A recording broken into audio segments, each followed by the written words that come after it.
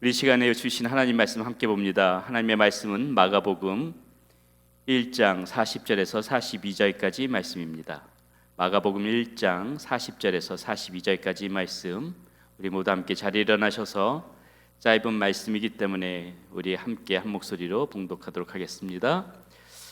한 나병 환자가 예수께 와서 꿇어 엎드려 간구하여 이르되 원하시면 저를 깨끗게 하실 수 있나이다.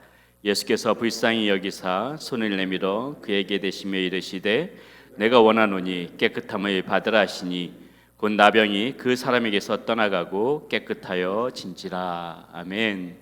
자리에 앉으시기 바라겠습니다. 우리가 이번 주 금요일부터 우리 서혜선 집사님께서 반주를 이렇게 섬겨주시는데 반주가 건반이 들어가니까 훨씬 더 찬양이 좋지요? 아멘. 감사합니다. 자녀들이 아빠라고 할 때요, 이 아빠라는 그 말 속에 이 부모와의 친밀감이 굉장히 많이 느껴지는 말이죠. 아버지 이러면은 뭔가 좀 이렇게 한 발 이렇게 물러서 있는 것 같고요, 뭔가 보이지 않는 그런 격에 있는 것 같은데, 이 아빠라는 말은 그 모든 담을 이렇게 허물어뜨리는 그러한 느낌을 줍니다. 오늘날 이 자녀와 부모 사이에 관계가 좋지 않은 가정들이 제법 있습니다. 그러나 이 자녀들이 엄마 아빠 이렇게 부르고 있는 이상 그 관계는 언제든지 회복되어질 기회가 있는 것입니다. 그렇듯이 이 아빠, 엄마 이렇게 부르는 호칭은 굉장히 우리에게 이렇게 친밀감을 주는 말이고 그 안에 사랑이 담겨져 있는 말이죠. 저는 이 평범한 아빠란 말을 해본 적이 한 번도 없습니다. 이미도 저와 함께 신앙생활을 하신 분들은 아시겠지만 제가 4살 때부터 아버지와 헤어지고 나서 이제 처음으로 그 아버지를 다시 보게 된 것이 중학교 1학년 때였으니까는 사실은 뭐 저의 기억이 없다가 중학교 1학년 때 이제 처음 뵙게 된 것이지요. 약 한 달 정도 잠깐 동안 같이 함께 있을 수 있는 시간이 있었는데 그때도 단 한 번도 아빠라는 말을 해본 적이 없습니다. 그렇다고 뭐 아저씨는 아니니까는 아버지라고 부르기는 했는데 이 아빠라는 말이 도무지 입에서 떨어지지 않더라고요. 그때 알았습니다. 이 아빠라는 말은 쉽게 내뱉어지는 말이 아니구나. 가끔 TV를 보게 되면 어떻습니까? 이 며느리들이 시아버지나 시어머니를 보고 아버님, 어머님 이렇게 부르는 것이 아니라 자기는 아빠다, 아빠, 엄마 이렇게 부른다고 이야기하는 것을 볼 때가 있습니다. 그것을 보게 되면은 자신의 부모도 아니고 남편의 부모님한테 이 아빠, 엄마 이렇게 부른다는 것은 얼마만큼 이렇게 친밀감을 가지면 저렇게 부를 수 있을까, 이렇게 신기하게 생각할 때가 있었습니다. 호칭만으로도 그 며느리는 아마도 그 집에 더 이상 며느리가 아니라 아마 딸처럼 그렇게 여김을 받지 않을까 생각됩니다. 하나님께서도 우리 예수님께서도 겟세마네 동산에서 기도하실 때 어떻게 하셨습니까? 하나님께 이렇게 기도하는 것을 우리는 알 수 있습니다. 이르시되 아빠 아버지여, 아버지께는 모든 것이 가능하오니 이 잔을 내게서 옮기시옵소서. 그러나 나의 원대로 마시옵고 아버지의 원대로 하옵소서 하시고, 예수님께서는 처음 기도의 시작을 아빠 아버지 이렇게 부르시면서 기도를 열어가시는 것입니다. 이것만 봐도 우리 이 예수님과 이 하나님의 관계가 어떠한 관계였는지를 우리는 선명하게 알 수가 있는 것이죠. 예수님뿐만이 아닙니다. 사도 바울은 로마서 8장 15절에서 우리에게 이렇게 이야기해주고 있는데요, 너희는 다시 무서워하는 종의 영을 받지 아니하고 양자의 영을 받았으므로 아빠 아버지라 부르짖느니라. 특별히 아빠라는 말을 강조함으로써 무엇을 우리에게 얘기해 주고자 함입니까? 우리도 역시 이 하나님이 멀리 계신 하나님이 아니라 바로 우리의 아빠가 되어주시는 그러한 가까운 분이시라는 것을 사도 바울은 우리에게 이야기해 주고 있는 것입니다. 하나님의 아빠라 부를 수 있는 거, 이거 대단한 특권입니다. 기쁨인 것이고요, 그 말 속에는 하나님께서 늘 우리를 품에 안아주시고 우리의 곁에 서서 우리의 말을 귀담아 들어주기를 원하시는 그러한 아빠 하나님으로 우리 곁에 계시다는 것을 의미하는 것입니다. 그런데요, 오늘날 이 많은 그리스도인들 어떻습니까? 하나님을 아빠라고 쉽게 부르지 못합니다. 왜 그럴까요? 이 머리로는 아빠라는 것을 알겠는데 마음이 따라가지가 않는 겁니다. 마음이 따라가 주지가 않는 거예요. 하나님과 그러한 친밀한 관계를 유지해 본 경험이 적다 보니까는 머리로는 아빠라는 것을 알겠는데 그 관계가 생각처럼 그렇게 가깝게 느껴지지가 않는 거예요. 그러니까는 그나마 아빠라고는 부르지 못하고 아버지라고밖에 부를 수가 없는 그런 현실이 오늘날 우리 많은 그리스도인들 가운데 있는 것이죠. 하나님을 아빠와 아버지로 바라보는 차이가 무엇인지 아십니까? 하나님을 아빠로 보는 대부분의 사람들은 어떻게 하냐면요, 장소와 시간에 관계없이 그저 주저리 하나님과 이렇게 이야기하는 것을 좋아합니다. 하나님과 수다 떠는 것을 즐기는 것이지요. 물론 좀 경건한 모습으로 두 눈을 감고 두 손을 모으고 그렇게 하나님 앞에 기도할 때도 있지만은 훨씬 더 많은 시간을 허물 없이 그저 편안하게 그냥 하나님과 대화하듯이 이렇게 이야기하는 것을 즐기는 것이 하나님의 아빠로 보는 사람들의 그런 모습입니다. 그러나 하나님의 아버지로 보는 사람들은 뭔가 격을 차려야만 기도할 수 있는 것 같고 그렇게 쉽게 하나님과 대화하듯이 주님 앞에 기도하면서 나가지 못한다는 것이죠. 사실 이런 하나님과의 친밀함이 없다면은요, 하나님께 우리의 마음을 터놓고 이야기하는 것도 생각처럼 그렇게 쉽지가 않습니다. 오늘 본문에 보면은 한 나병 환자가 예수님께 나오지요. 40절입니다. 한 나병 환자가 예수께 와서 꿇어 엎드려 간구하여 이르되 원하시면 저를 깨끗게 하실 수 있나이다. 우리 이 문장 한번 잘 보셔야 됩니다. 다시 한번 봅니다. 죄송합니다. 한 나병 환자가 예수께 와서 꿇어 엎드려 간구하여 이르되 원하시면 저를 깨끗게 하실 수 있나이다. 여러분, 지금 이 나병 환자의 지금 하고 있는 말 어떻습니까? 이해가 되십니까? 조금 이상하지 않습니까? 아니, 자기 좀 고쳐달라고, 자기 좀 살려달라고 애거에 복구를 해도 모자를 판에 지금 뭐라고 얘기하는 겁니까? 원하시면 저를 깨끗게 하실 수 있나이다. 원하는 것은 자기면서 오히려 예수님께서 원하시면 자기를 고쳐줄 수 있다고 지금 현재 이렇게 나병 환자는 말하고 있는 것이죠. 도무지 이해할 수 없는 이 나병 환자의 말. 그런데요, 사실 이 하나님을 아빠로 보지 못하고 살아가는 사람들이 종종 이 나병 환자와 같은 말이 한다는 거예요. 그것이 무슨 말이냐? 이제 그것을 우리가 한번 생각해 볼 텐데요. 이제 이 원하시면이라는 말 속에 우리가 잘못 생각하고 있는 것들과 숨겨진 마음들이 무엇인지를 한번 생각해 보는 시간을 갖도록 하겠습니다. 원하시면이라는 말 도대체 왜 하는 걸까요? 자, 첫 번째요. 나의 소원은 하나님께 큰 의미가 없다고 생각할 때 이런 말을 씁니다.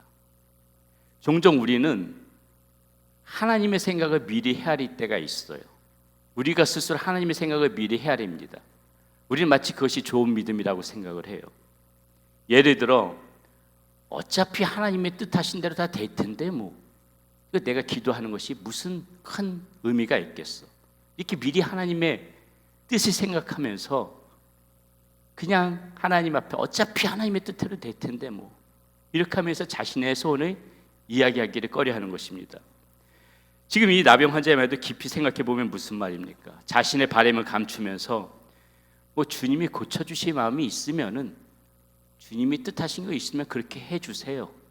지금 이 말 아닙니까? 나의 뜻보다는 하나님의 뜻이 이루어지기를 원합니다. 이것만 봐서는 굉장히 좋은 믿음입니다. 우리들이 원하고 바라는 모든 것들이 다 하나님의 뜻만은 아닐 겁니다. 하나님께서는 우리들이 향하여 훨씬 더 좋은 계획을 가지고 계시기 때문에 나의 소원이 이루어지는 것보다 하나님의 뜻대로 되어지는 것이 맞습니다. 그러나 우리가 여기서 한 가지 생각할 것이 있어요.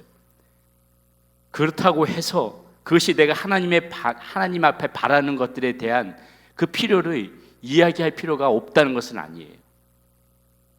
분명히 우리의 가운데 하나님의 뜻은 이루어질 테지만은 그렇다고 내가 나의 소원마저 하나님 앞에 이야기할 필요는 없다는 얘기예요. 이야기를 못할 이유는 없다는 것입니다. 우리는 우리의 기도를 미리 포기해서는 안 되는 거예요. 우리의 기도가 하나님의 뜻대로 부합되지 않아서 우리의 원대로 되어지지 않을 수 있지만은 그럼에도 불구하고 우리는 어떻게 해야 됩니까? 계속해서 우리의 바람을 하나님 앞에 이야기하면서 나가야 되는 거예요. 하나님의 아빠라고 생각하는 사람은요, 조릅니다. 안 될 땐 안 되더라도 보채는 거예요. 보채는 겁니다. 내가 그렇게 조른다는 것은 무엇이에요? 하나님이 아빠처럼 그렇게 친밀하게 보이기 때문에 조를 수 있는 거예요. 그리고 하나님께서는요, 우리에게 그런 모습을 원하시는 겁니다. 하나님의 아버지라고 생각하고 한 발 멀리 떨어져 있는 것처럼 보면서 조를 것도 조르지 못하고 마치 다 큰 어른들처럼 보챌 것도 보채지 못하고 미리 그렇게 하나님의 뜻을 생각할 필요가 없다는 거예요. 우리는 하나님 앞에 나아갈 때 아이처럼 조르면서 나가는 거예요. 아빠 보채면서 나가는 거예요. 하나님께서는 우리에게 그런 모습을 바라보고 그런 모습을 기대하신다는 겁니다. 누가복음 18장에서 예수님은 비유로 이렇게 말씀하시죠. 예수께서 그들에게 항상 기도하고 낙심하지 말아야 할 것을 비유로 말씀하여 이르시되, 보세요, 항상 기도하고 낙심하지 말아야 할 것을 비유로 말씀하여 이르시되, 어떤 도시에 하나님을 두려워하지 않고 사람을 무시하는 한 재판장이 있는데 그 도시에 한 과부가 있어 자주 그에게 가서 내 원수에 대한 나의 원한을 풀어주소서 하되, 그가 얼마 동안 듣지 아니하다가 후에 속으로 생각하되 내가 하나님을 두려워하지 않고 사람을 무시하나 이 과부가 나를 번거롭게 하니 내가 그 원한을 풀어주리라. 그렇지 않으면 늘 와서 나를 괴롭게 하리라 하였느니라. 예수님 무슨 말씀하시는 겁니까? 하나님 앞에 간지게 조르면서 하나님을 번거롭게 하는 게 오히려 좋은 믿음이다. 이렇게 지금 우리에게 이야기해주고 있는 것이에요. 마태복음 7장에서는 또 뭐라고 얘기합니까? 구하라 그러면 너에게 주실 것이요, 찾으라 그러면 찾을 것이요, 문을 두드리라 그러면 열릴 것이니. 우리 하나님 앞에 끈질기게 찾고 구하고 두드리는 거, 이것이 우리의 모습 가운데 필요하다고 얘기하고 있는 것입니다. 예수님의 기도는 어떻습니까? 다시 한번 보면은요, 겟세마네 동산에서 예수님이 하셨던 기도 한번 보세요. 이르시되 아빠 아버지여, 아버지께는 모든 것이 가능하오니 이 잔을 내게서 옮기시옵소서. 그러나 나의 원대로 마시옵고 아버지의 원대로 하옵소서 하시고. 자, 아버지의 원대로 되어야 한다고 지금 예수님께서는 기도하시죠? 나의 뜻대로 마시고 아버지의 원대로 하옵소서. 분명히 예수님께서는 이렇게 기도하십니다. 그런데 그 전에 지금 예수님께서는 뭐라고 기도하십니까? 그 전에 이렇게 기도하시죠. 아버지께는 모든 것이 가능하오니 이 잔을 내게서 옮겨주세요. 예수님께서는 하나님의 뜻을 분명히 아시면서도 자신의 마음의 소원을 하나님 앞에 아뢰고 있는 모습이에요. 하나님이 어떻게 하실 건지 예수님은 분명히 아셨어요. 그랬으면서도 자신이 하고 싶어하는, 자신이 원하는 그 기도를 포기하지 않았다는 것입니다. 사랑하는 여러분, 미리 예단해서 하나님 앞에서 여러분들의 마음을 감추지 마세요. 내가 혼자 미리 결정해가지고 하나님 앞에 여러분의 소원을 아뢰는 것을 포기하지 마세요. 원하실 것들이 아니라 제가 원합니다 하고 이렇게 자신 있게 하나님 앞에 나가세요. 우리 하나님은 아버지가 아니라 아빠이십니다. 두 번째요, 원하시면이라고 말하는 이유는 내가 확신하지 못할 때 그렇게 말을 해요. 내가 확신하지 못할 때. 무슨 말이냐? 우리는 기도하면서 내가 스스로 믿음 가운데 확신하지 못할 때 종종 이 원하시면이라는 말을 하면서요, 그렇게 뒤로 살짝 빠질 때가 있죠. 우리의 믿음이 확고하다면은 담대하면서도 확신에 찬 기도를 할 텐데, 그렇지 못하니 원하시면 주님의 뜻에 따르겠습니다 하면서 이렇게 방패를 치는 거예요. 물론 순수한 의도로 하나님의 뜻에 순종하겠다는 그런 분명한 모습도 있을 수 있습니다. 예, 분명히 있지요. 그런데 그런 순수한 의도 말고 우리가 원하시면이라고 말할 때 거기에는 기도하는 나도 이것이 될지 안 될지 잘 모르겠으니 하나님의 뜻이면 되어지고 아니면은 할 수 없는 거지 뭐. 이러한 마음 가운데 원하시면 이런 말이야 우리가 한다는 거예요. 이것이 무엇을 의미합니까? 우리의 간절함을 포기해버리는 기도예요. 이거는 우리의 간절함을 포기하는 거예요. 하나님이 완전히 NO라고 말씀하시기 전까지 우리는 우리의 손에 계속해서 강구해 나가야 되는 거예요. 하나님의 침묵이 길어져도 우리는 하나님의 뜻이 최종적으로 어디에 있는지를 모르기 때문에 우리는 끈질기게 붙잡고 하나님의 뜻이 완전히 확정되기 전까지는 계속해서 끈질기게 나가야 되는 겁니다. 사무엘하 12장에 보면은요, 하나님께서 다윗이 밧세바를 범하고 우리아를 죽였을 적에 진노하시지요. 그리고 그 징계를 어떻게 합니까? 다윗과 밧세바에서 낳은 그 아들을 하나님께서 치세요. 이때 어떻게 합니까? 다윗은 그 아이를 위하여서 밤낮으로 금식하면서 기도를 했지만은 결국 어떻게 돼요? 일주일 만에 이 아이가 죽습니다. 이렇게 죽게 되었을 적에 신기한 일이 벌어지지요. 다윗은 오히려 슬퍼하기보다는 금식하였던 그것을 끊고 다시 음식을 먹고 옷을 입으면서 정상적인 생활로 돌아옵니다. 이것을 이상하게 본 신하들이 다윗한테 물었어요. 아니 어떻게 그러실 수가 있습니까?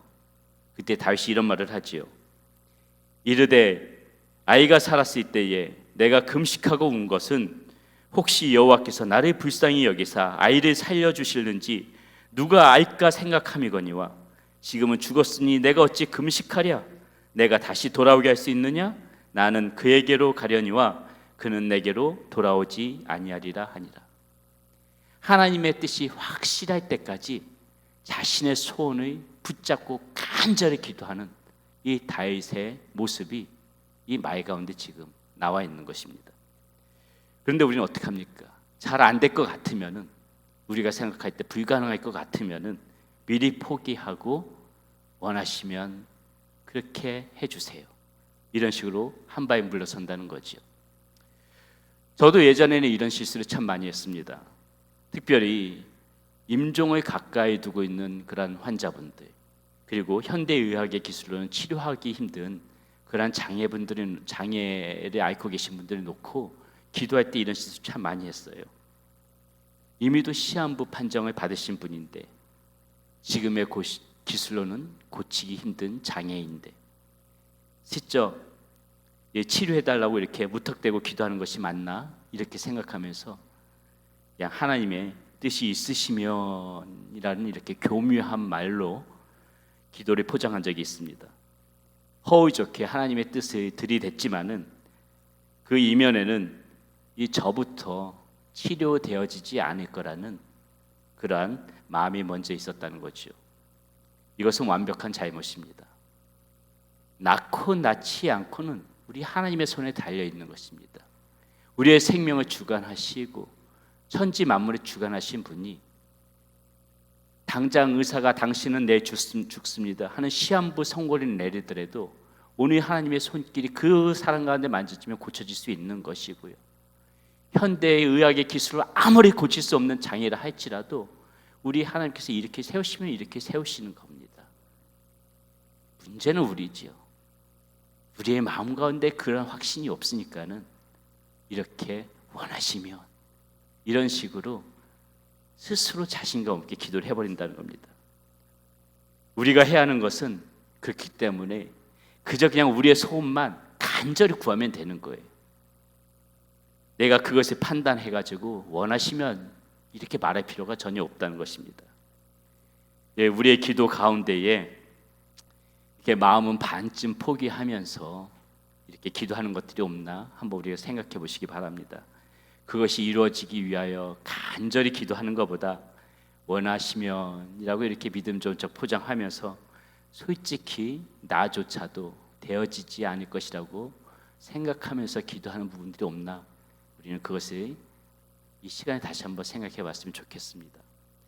원하시면이라는 말 속에 숨겨진 함정, 하나님의 은혜를, 기적을, 역사를 내가 스스로 제한하고 있음을 우리는 반드시 기억해야 될 것입니다. 마지막으로요, 이 원하시면이라고 말하는 이유, 내가 자격이 없다고 생각할 때 이런 말 했어요. 내가 자격이 없다. 기도하는 내가 자격이 없다. 이런 마음이 내 스스로를 짓누를 때 우리는 자신 없게 원하시면 이런 기도를 한다는 겁니다. 많은 사람들이 이 오류에 빠져서 자신 있게 하나님 앞에 나아가지 못합니다. 왜 오늘 이 본문에서 나병 환자가 이렇게 자신 없게 예수님 앞에 나온지 아세요? 성경에서는 그것에 대해 구체적으로 설명해 주지 않습니다. 그런데 우리는 이 시대 가운데 이 나병 환자가 어떠한 대우를 받았는지를 생각해 보면은 그리 어렵지 않게 짐작할 수 있습니다. 이 나병 환자는 이 시대 때 어땠습니까? 완전히 사회로부터 격리되어진 사람들이었어요. 자신의 가족으로부터도 버림받은 사람이었습니다. 부정하다고 생각했기 때문에 누구도 그 나병 환자와 접촉하기 싫어했습니다. 그것이 민수기 5장 2절에서 좀 구체적으로 나와 있는데 이렇게 나와 있습니다. 이스라엘 자손에게 명령하여 모든 나병 환자와 유출증이 있는 자와 주검으로 부정하게 된 자를 다 진영 밖으로 내보내되, 이렇게 나와 있거든요. 나병 환자는요, 죽은 시체와 동등한 취급을 받았던 사람들이었습니다. 그 시대 가운데 그랬다는 것이에요. 때때로 나병 환자는 죄인의 상징하기도 했습니다. 여러분 아실 겁니다. 모세가 구스 여자랑 결혼을 하려고 할 때 그 형제인 아론과 누이 미리암이 격렬하게 반대를 했어요. 이 하나님의 뜻을 저버린 거지요. 그러니까 하나님께서 진노하시면서 미리암에게 내렸던 그 진노의 심판이 무엇이었습니까? 미리암을 문둥병 들게 만들었던 것이었어요. 죄인을 상징하는 모습이기도 했습니다. 자, 이렇듯이 나병은 철저하게 버림받은 사람이었기 때문에 누군가 앞에 나타난다는 것은 굉장히 어려운 일이었죠. 더더구나 무엇을 요구한다는 것은 상상할 수 없는 그러한 부분이었습니다. 그렇기 때문에 우리는 이 나병 환자가 왜 이렇게 자신 없게 예수님 앞에 나올 수밖에 없었는가 충분히 짐작할 수 있었다는 것이죠. 그런데 여러분, 이런 나병 환자 같은 모습이 오늘 우리의 모습 가운데 나타난다는 거예요. 오늘 우리의 모습 가운데서 자신이 자격 없는 사람이라는 생각에 이 사로잡혀가지고 하나님 앞에 나가는 것에 주춤하는 거예요. 자신감 없게 나아가는 거예요. 무엇을 기도하여도 나 같은 사람이 뭘, 나 같은 주제에, 나 같은 죄인이, 이런 생각에 묶여가지고 내 원하는 기도는 하지도 못하고 그저 시적 꼬리를 내밀면서 들어가는 목소리로 원하시면, 이렇게 기도를 한다는 것입니다. 그 마음의 중심에 있는 것이 뭐예요?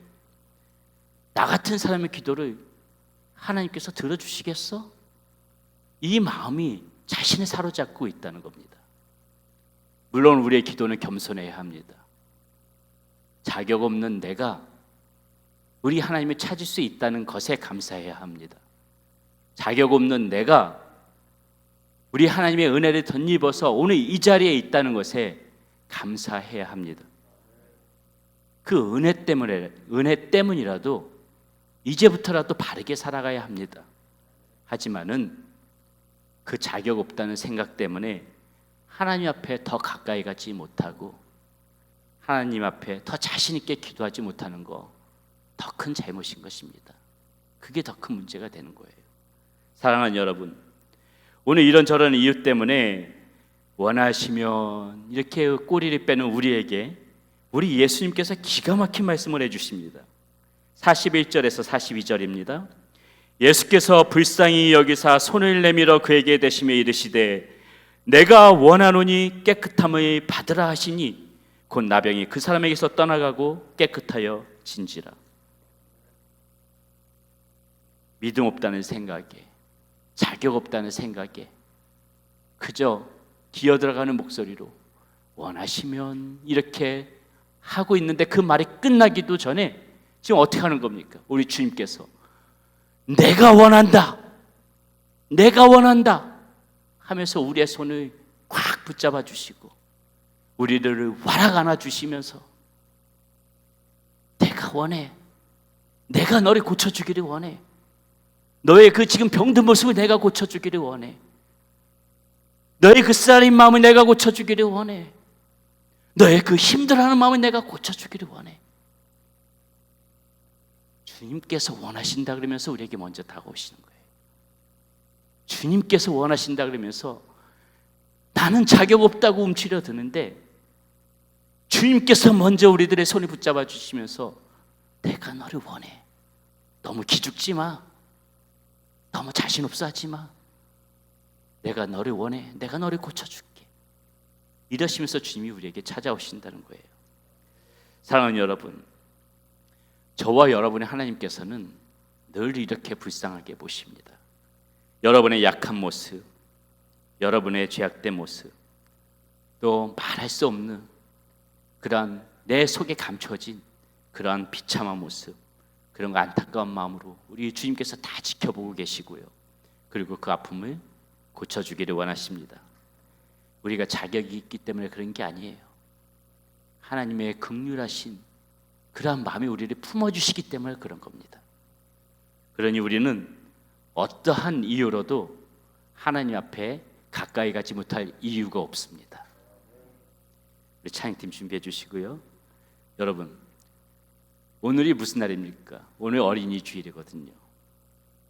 어린이는요, 이 생각을 복잡하게 하지 않습니다. 어린아이가 예수님의 품에 안기든 이제부터라도 우리는 어떻게 해야 됩니까?